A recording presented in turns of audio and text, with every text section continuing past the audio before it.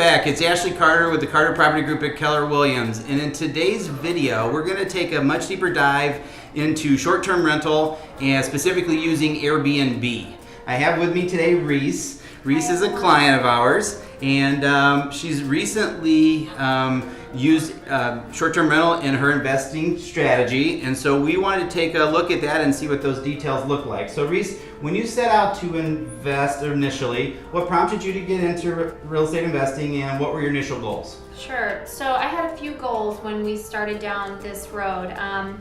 At first, it started with a couple of conversations with you, right. And I'll tell you, I initially was not thrilled about the idea. I thought, right. I have a job and kids, and I don't really need another project. Right. But after a few conversations, it became clear that this actually was a very good option, right. in terms of adding to the current investments that I have from a diversification standpoint. Sure.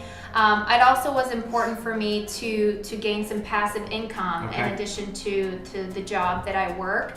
And on a more personal note, it was important for me to have an investment that would specifically be dedicated to the medical needs of our son. And so this really looked like the best option in terms of how the timing was going to work. Right, that's great. So just to clarify, one of the terms that we use there is a passive income. And the way that we typically define that in the real estate investing world is whatever you do for your primary occupation, your job or your business, is your active income. And passive income is typically the category that where real estate investing falls. And in fact, that's the way the IRS looks at it as well.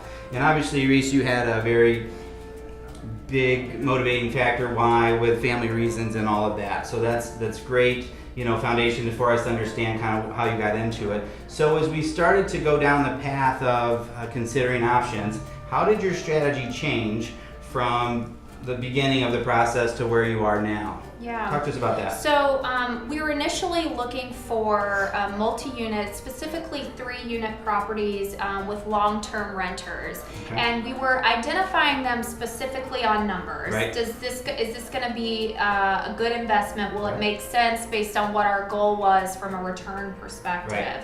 And one property in particular came up that was significantly higher in return. And that property had one of the 3 units as a short-term rental. Right. We started to go down that path, and I realized very quickly that idea, the short-term rental idea, could be applied to other 3-unit properties that had long-term renters in it.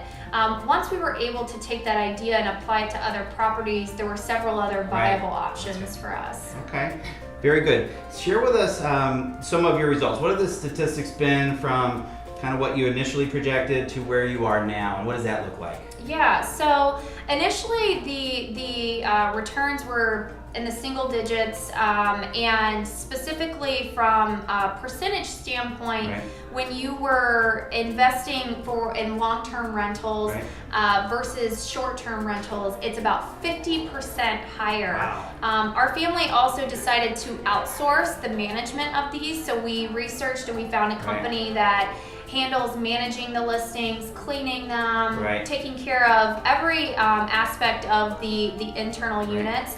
And that 50% is actually after their fee. Wow, so once that's their amazing. fee comes out, 50% more than long-term rentals.